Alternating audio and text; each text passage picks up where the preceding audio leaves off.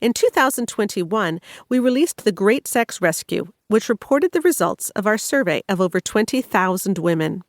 Our survey is, to date, the largest study ever done on Christian women's sexual and marital satisfaction. And we uncovered that much of the traditional evangelical advice actually leads to worse marriages and sex lives for women, not better. So how do we set up a new generation of young women to avoid the pitfalls that have been experienced by so many? That's what we're exploring in this book, and it starts with taking an honest look at where it all started.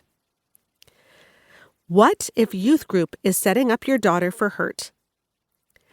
Marriages aren't harmed only by what we are taught once we're married. For many Christians, their marriages were set up on a rough trajectory as early as youth group. We found in our survey that many common youth group teachings on sexuality actually led to worse marriages for those girls once they became adults. And women are finally saying enough.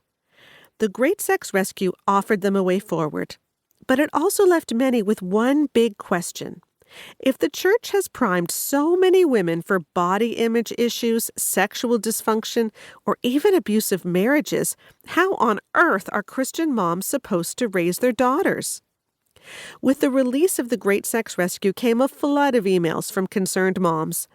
How do I raise my daughter to have confidence in herself and have a solid faith when so many of our bread and butter youth group teachings might damage her 20 years down the road?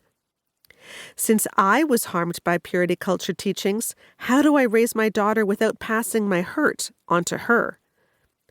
What if the hypersexualized social media world my daughter is steeped in terrifies me, but the only alternative given by my church is a purity culture mindset?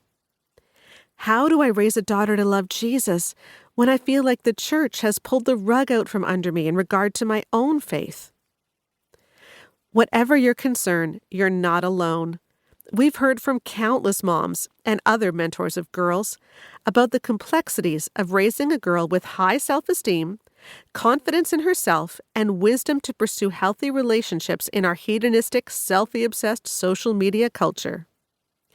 Christian parents in the past were given a shortcut. Don't trust the world, just trust the church. Christian book and music stores, Christian movies, Christian t-shirt brands, pretty much anything you could think of for your teen, there was a Christian substitute. In the last 10 years, that Christian bubble has popped. Parents today are woefully aware that the Christian subculture they so gladly embraced as adolescents did not provide the safety it promised. The sex abuse scandals, the devastation left in the wake of purity culture, and the mass church exodus these things caused have made it impossible to ignore any longer. The bubble may have kept some harmful stuff out, but it also allowed a different form of harm to grow unchallenged. Kids were protected from the lyrics in Nirvana or Alanis Morissette songs, but not from 60-year-old elders who blamed their lust problems on preteen girls. Parents today wanting to raise Christian girls who stay with their faith and find their identities in Jesus are faced with two battlefronts, the excesses of the world and also unhealthy church cultures. What is a mom to do? Bad fruit is for compost, not pulpits. The three of us believe part of our mission is to offer a new perspective on how we give advice in the church, evidence-based teachings. Sheila's husband is a pediatrician. Before suggesting a new asthma treatment for a patient, he scours research. He wants to know what has been shown to actually work. He could just offer a regimen that feels right to him or that he could justify why it should work, but that would be irresponsible. Nothing beats cold, hard numbers. We don't actually have many evidence-based protocols for raising daughters in the church. Sure, we have a lot of theology, opinions, and cultural norms, but what's been missing is actual evidence of whether our methods work. That's what our team set out to fix with our surveys. We want moms, mentors, grandmas, aunts, and pastors to have a way forward when teaching girls about their worth and identity in Christ that is based on evidence, not just opinion.